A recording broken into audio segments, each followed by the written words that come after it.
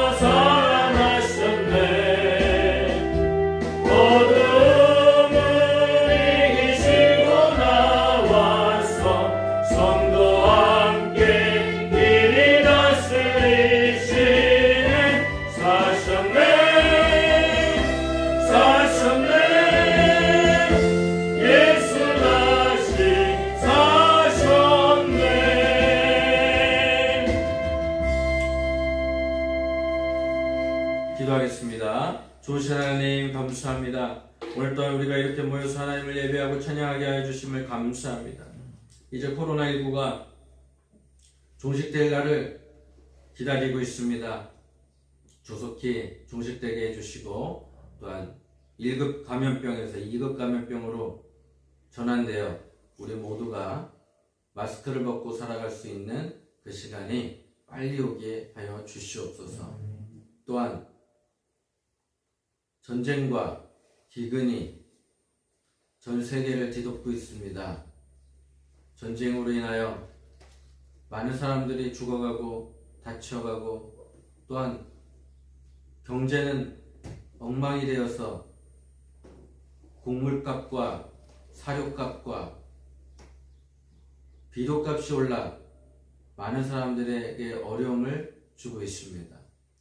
하나님, 전쟁도 조속히 종식되게 해주시고 이 땅 가운데 하나님의 평화가 다시 오게 하여 주시옵소서. 정치, 경제, 사회가 안정되게 해주시고 우리에게 좋은 일들만 가득하게 하여 주시고 나라를 이끌어가는 지도자들에게 하나님의 지혜와 지식과 총명함이 넘치게 하여 주시옵소서. 분열되게 하지 아니하고 하나 되게 하여 주셔서 정말 정치인들이 선진국처럼 선진화가 이루어지게 하여 주시고 스마트해지게 하여 주시옵소서. 자기는 잘했다 그러고 결국은 자기 스스로 망가지는 모습들을 볼 수가 있습니다. 모든 사람들이 하나님 앞에 겸비하게 하여 주시고 국민 앞에 겸비하게 하여 주시옵소서. 고성 땅에 하나님의 은혜와 평강이 넘치게 하여 주셔서 함께 드리는 모든 예배 처소마다 하나님께서 함께 해주시고 우리 교인들마다 하나님 아버지 안수하여 주시고 그리고 또한 아프지 않게 하여 주시고 치료하게 하여 주셔서 하나님께 영광 돌리게 하여 주시옵소서. 예수님의 이름으로 기도합니다. 아멘. 오늘 은혜 받으실 말씀은 누가복음 24장 25절에서부터 35절 말씀이 되겠습니다. 누가복음 24장 25절에서 35절 말씀을 우리 다 같이 합독하시겠습니다. 이르시되 미련하고 선지자들이 말한 모든 것을 마음에 더디 믿는 자들이여 그리스도가 이런 고난을 받고 자기의 영광에 들어가야 할 것이 아니냐 하시고 이에 모세와 모든 선지자의 글로 시작하여 모든 성경에 쓴 바 자기에 관한 것을 자세히 설명하시니라. 그들이 가는 마을에 가까이 가매 예수는 더 가려 하는 것 같이 하시니 그들이 강권하여 이르되 우리와 함께 유하시다 때가 저물어 가고 날이 이미 기울었나이다 하니 이에 그들과 함께 유하러 들어가시니라. 그들과 함께 음식 잡수실 때 떡을 가지사 축사하시고 떼어 그들에게 주시니 그들의 눈이 밝아져 그인 줄 알아보더니 예수는 그들에게 보이지 아니하시는지라. 그들이 서로 말하되 길에서 우리에게 말씀하시고 우리에게 성경을 풀어주실 때에 우리 속에서 마음이 뜨겁지 아니하더냐고. 곧 그때로 일어나 예루살렘에 돌아가 보니 11제자 및 그들과 함께한 자들이 모여있어 말하기를 주께서 과연 살아나시고 시몬에게 보이셨다 하는지라. 두 사람도 길에서 된 일과 예수께서 떡을 떼심으로 자기들에게 알려주신 것을 말하더라. 아멘.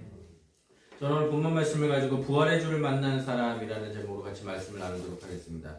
부활 주일이 끝나고 이제 두 번째 주일이 되었습니다. 성경을 보니까 주님은 거듭하여 자신의 죽음과 함께 부활에 대하여 말씀하고 있습니다. 그러나 주님의 말씀의 의미를 제대로 이해하지 못한 제자들은 그리스도께서 십자가에서 힘없이 돌아가시니까 절망하고 낙담하였습니다. 그러하여 그들의 믿음은 온데간데없고 그들은 모든 것을 자포자기하는 상황에 이르게 되었습니다. 그래서 어떤 이는 자기의 고향으로 돌아가서 생업에 종사하기로 하였고 어떤 이들은 숨어 지내며 진행하는 상황들을 보면서 상황을 모색하게 되었습니다. 이런 제자들이 부활의 주님을 만남으로 완전한 새 사람이 되었습니다. 우리가 누구를 만나느냐에 따라서 새 사람이 되어지는 것입니다. 여러분, 우리는 누구를 만나야 됩니까? 예수님을 만나야 됩니다. 예수님을 만나면 흔들림이 없습니다. 예수님을 아닌 사람을 만나면 흔들립니다. 사람을 보면 흔들리지만 예수님을 보면 흔들리지 않는 것을 볼 수가 있습니다. 부활의 주님을 만났기 때문에 그들의 마음에 믿음이 회복되었습니다. 주님을 만나니까 죽어있던 육신이 다시 한번 살아났습니다. 마음이 새롭게 되었습니다. 부활의 주를 만나고 완전히 변한 것입니다. 어떻게 부활의 신앙인을 변화시키는 놀라운 힘이 있습니까? 오늘 본문에 나오는 엠마오로 가던 두 제자가 모든 제자들의 변화를 보여주는 샘플과 같습니다.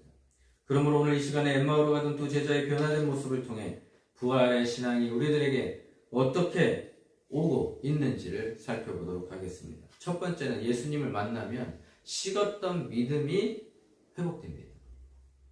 엠마오로 내려가는 두 제자가 누구인지는 자세히 알 수가 없어요. 12제자는 아닌 것 같고 아마 70인의 제자 중에 하나인 것 같습니다. 이들이 엠마오로 내려가는 이유가 무엇일까요? 예수님의 죽음을 보고 낙담하였기 때문에 그렇습니다. 그들에게 있어서 주님의 죽음은 충격 그 자체였습니다. 어떻게 하나님의 아들이시고 죽은 자를 살리시고 병든 자를 고쳐주시는 그런 놀라운 능력의 주님이 어떻게 무기력하게 십자가에서 죽을 수 있을까? 여러분 의심되죠.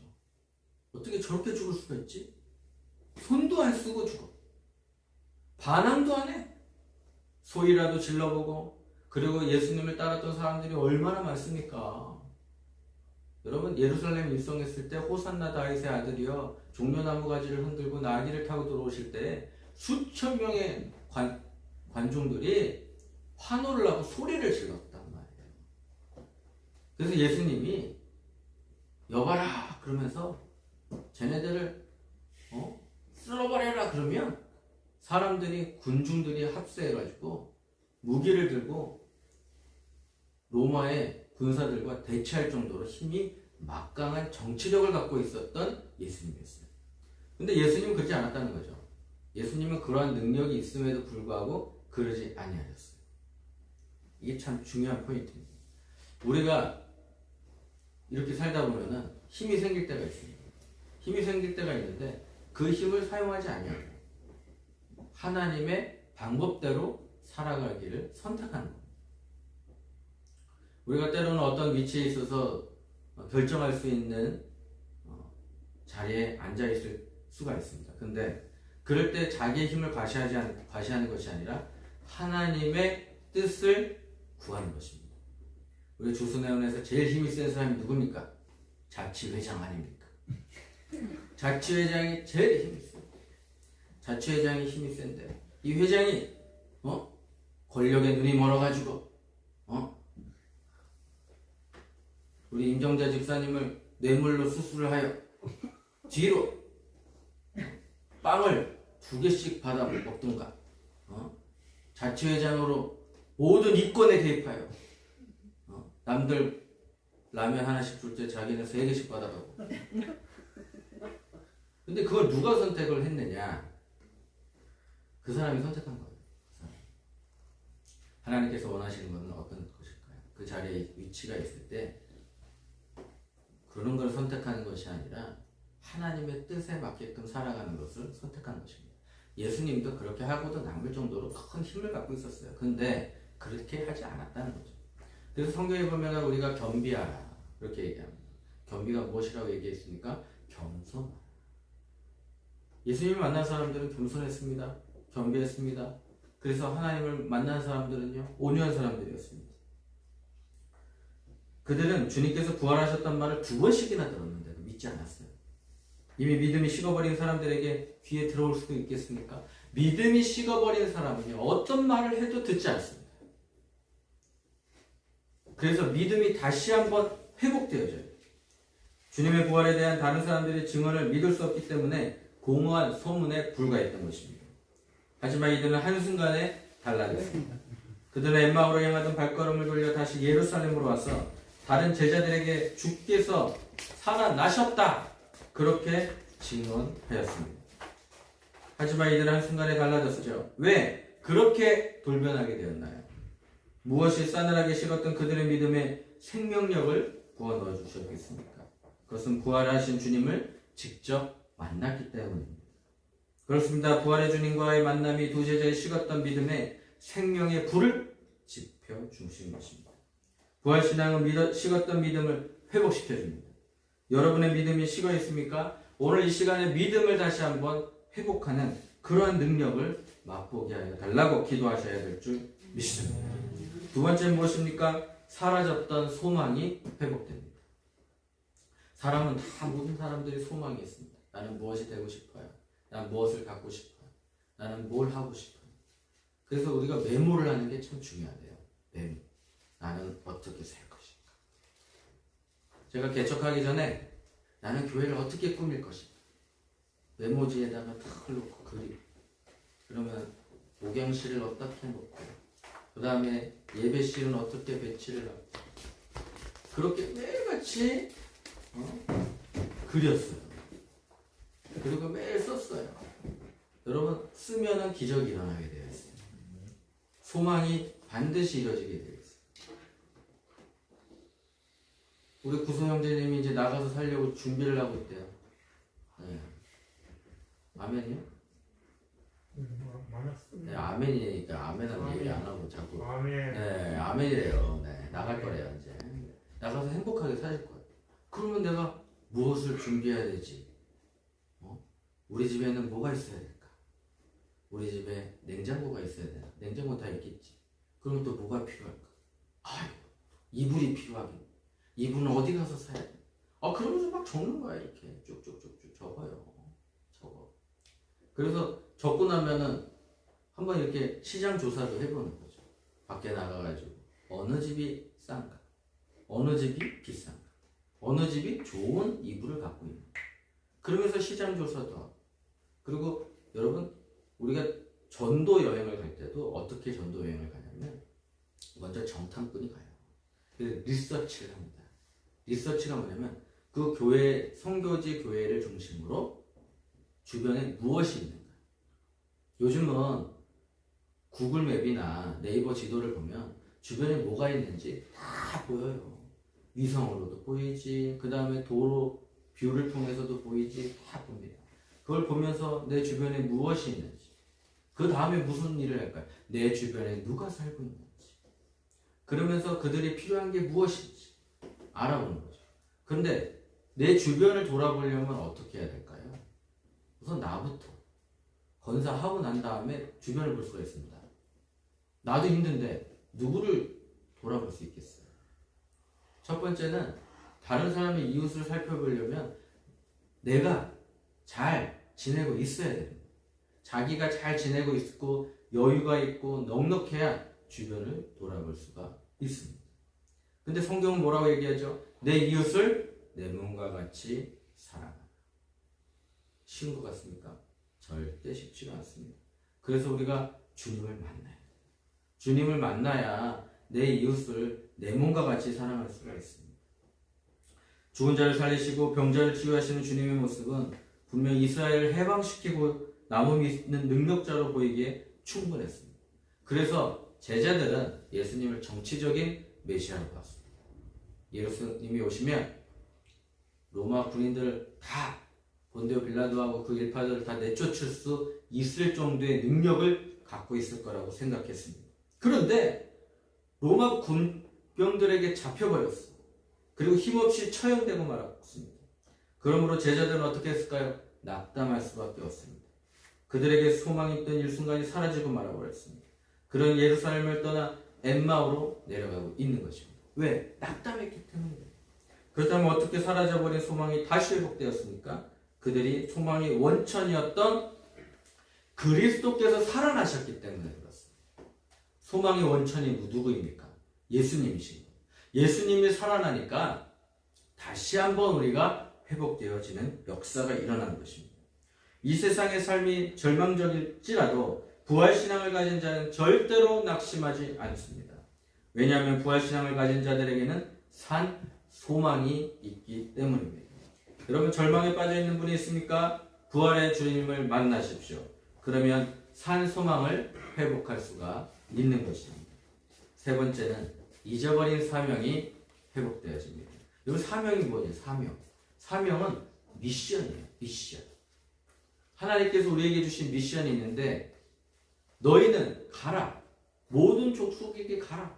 그 다음에 아버지와 아들과 성령의 이름으로 세례를 주고 내가 너희들에게 가르쳐 준 모든 것을 분부하여 지키게 하라. 그렇게 말씀하고 계십니다. 그것이 바로 우리의 사명인 것입니다. 예수님께서는 제자들을 세우신 이유가 무엇입니까? 사상을 가르치기 위해서 말벗이 되게 하기 위해서 아닙니다. 주님의 제자들을 세우신 목적은 당신의 복음을 전파하기 위하여 오신 것입니다. 우리가 선교지에 가거나 뭐 사람들한테 만나서 예수님 믿으세요 그러면서 선교지에 가면 빵도 주고 뭐도 주고 막 그런단 말이에요. 빵을 주는 건 복음 전파하는 것이 아닙니다. 예배 드리는 것입니다. 그곳에 가면 예배 드리는 거예요. 예배를 드림으로 하나님을 영화롭게 하는 거예요.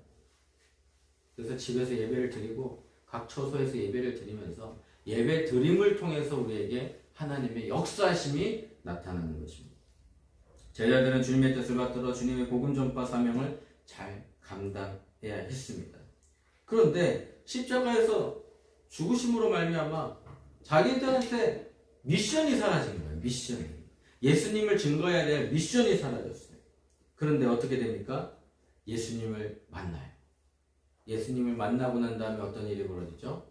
다시 한번 회복되어지는 역사가 일어나게 되는 것입니다. 그래서 그들이 예수님을 만난 다음에 어떤 일이 벌어져요?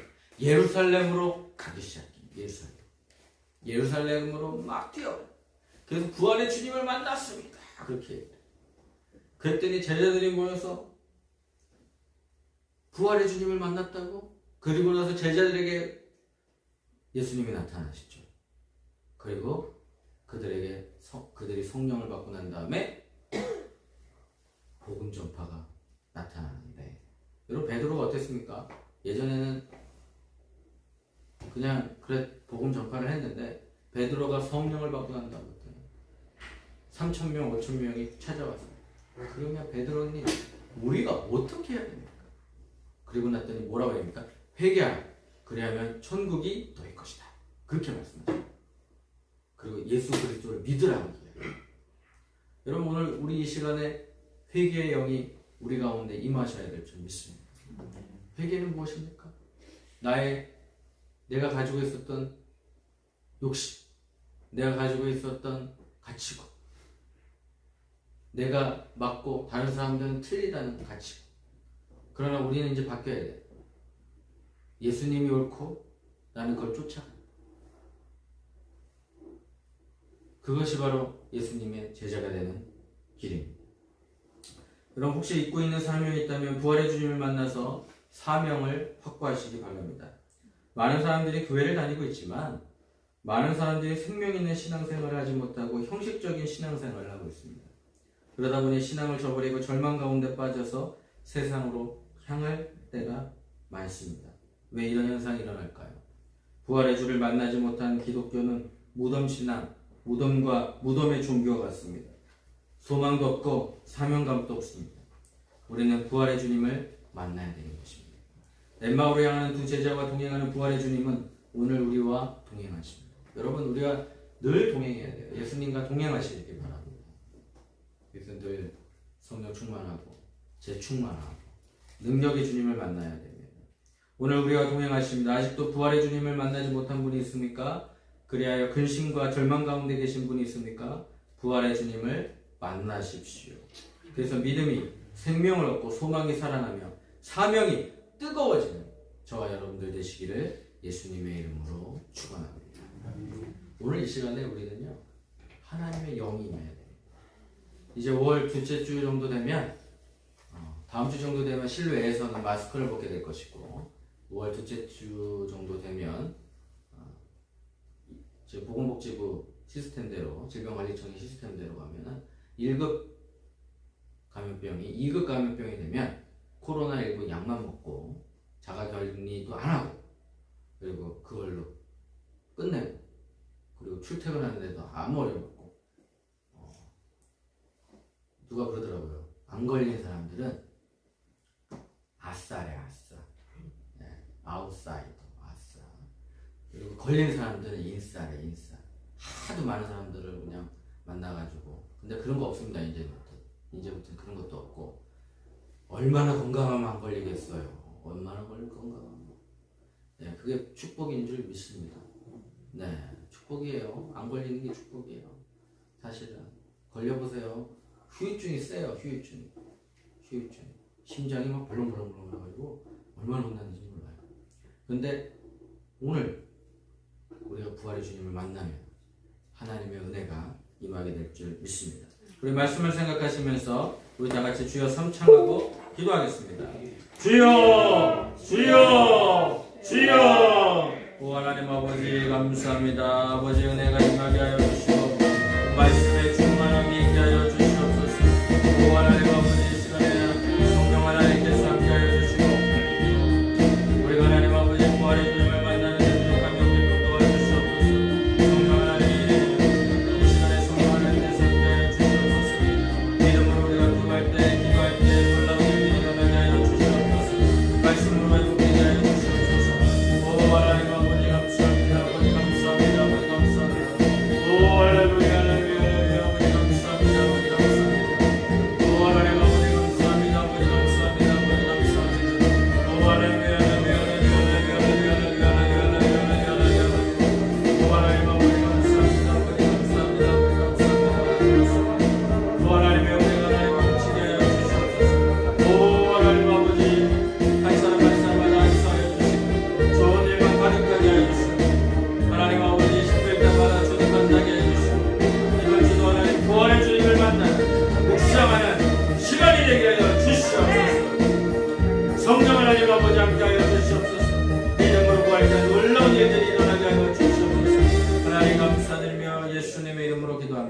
문제가 있는 분 가슴에 손을 얹으시고 아픈 사람 아픈 부에 손을 얹으시길 바랍니다. 수고하고 무거운 짐진 자들아 다 내게로 오라. 내가 너희를 쉬게 하려고 주님께서 말씀하신 것처럼 우리 삶에 힘을 허락하여 주시옵시고 좋은 일들만 가득하게 하여 주시옵시고 마음의 소망이 이루어지게 하여 주시옵소서. 부활의 주님을 만났던 제자들처럼 우리도 부활의 주님을 만나게 하여 주시고 매일같이 행복한 삶을 누리게 하여 주시옵소서. 하나님 아픈 사람들마다 하나님 아버지 치유의 손길 임하게 하여 주셔서 깨끗하게 하여 주시옵시고 머리서부터 발끝까지 하나님 치유의 손길 임하게 하여 주시옵소서. 오늘 귀한 예물드린 손길이 하나님께서 함께하여 주셔서 하늘의 신령한 복과 땅의 기름진 복으로 축복하여 주시옵소서. 이제는 우리 주 예수 그리스도의 은혜와 무한하신 하나님의 사랑과 보혜사 성령님의 내주하시고 교통하심이 이 자리에 참석한 믿음의 권속들 머리 지금으로부터 영원토록 함께 있을지어다. 아멘. 할렐루야. 자, 우리 옆에